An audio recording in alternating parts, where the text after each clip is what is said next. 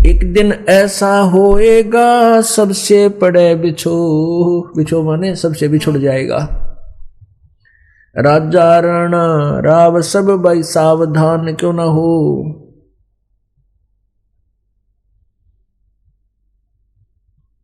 उज्जड़ खेड़े ठीकरी ये गड़गड़ गए कुमार, रावण सरीखे चले गए वो लंका के सरदार। रावण कहते हैं सर्व सौम्य की लंका होती रावण से रणधीरम, एक पलक में राज विराजी जम के पड़े जंजीरम।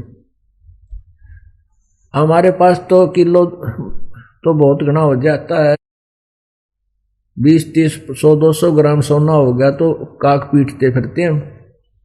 अब बहुत घना धन हो गया हमारे पास, इतना सोना है, और किलो हो जाता कहना है कि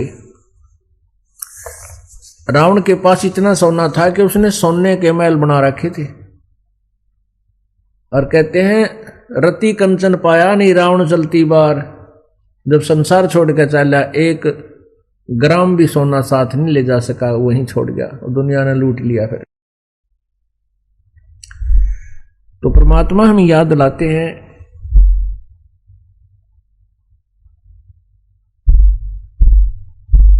ये बड़े बड़े महल बना रखे हैं और फिर ये उज्जड़ हुए पड़े हुए खेड़े बोल रहे हैं, जिनको खेड़े कहते हैं।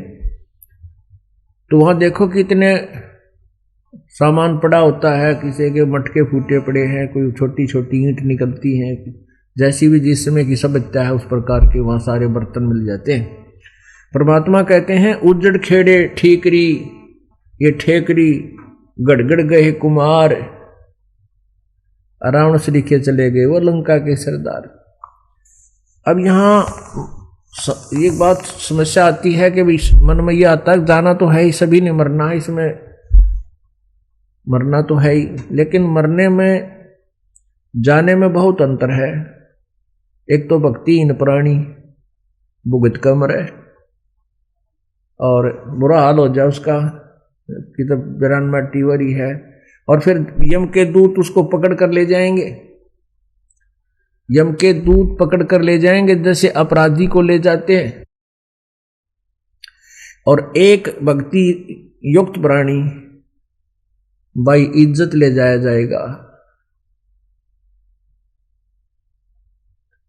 आए हैं सो जाएंगे भाई राजा रंग फकीर, एक तो सिंहासन चढ़ के जा एक बंधे जात जंजीर। कितना अंतर हो गया। एक तो इज्जत के साथ ले जाए जाएंगे विमान में बैठाकर, और जो भक्ति नहीं करते उनको यम के दूत जंजीरों से बांध कर ले जाएंगे।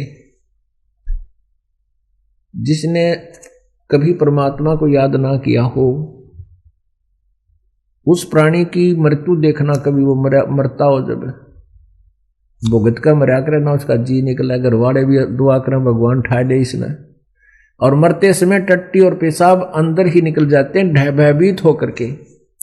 क्योंकि ये हमारी एक ऐसी वृत्ति बनी हुई है, ऐसा स्वभाव बना हुआ है कि हम किसी किराए के मकान पर रहते हो ना, और उसको भी मकान मालिक कहे भी खाली कर दे, हम उसको भी खाली करना नहीं चाहते,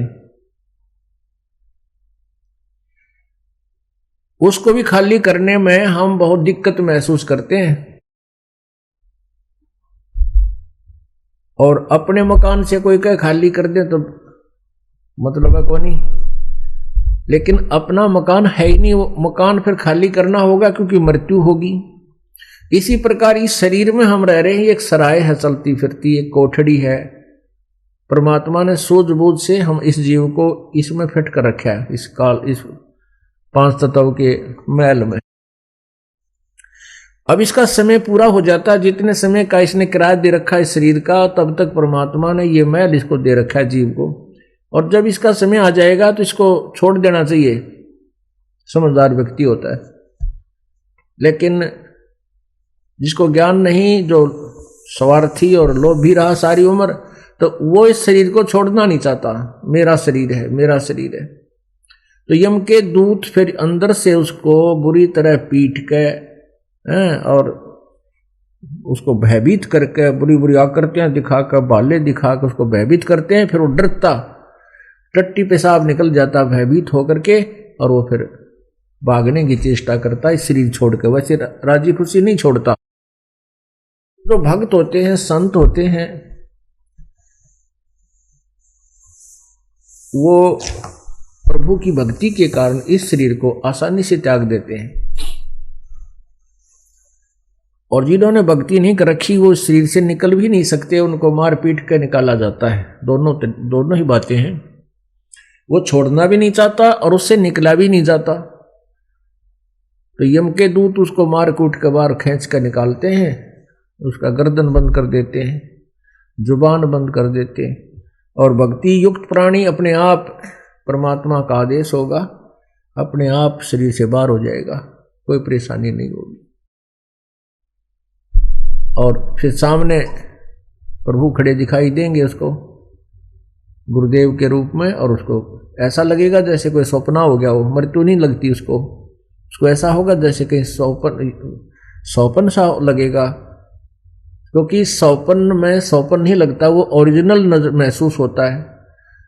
हम आपको इसलिए बता रहे हैं कि आपको जब वहां जाओगे तो ऐसा लगेगा जैसे सौपन में होता है।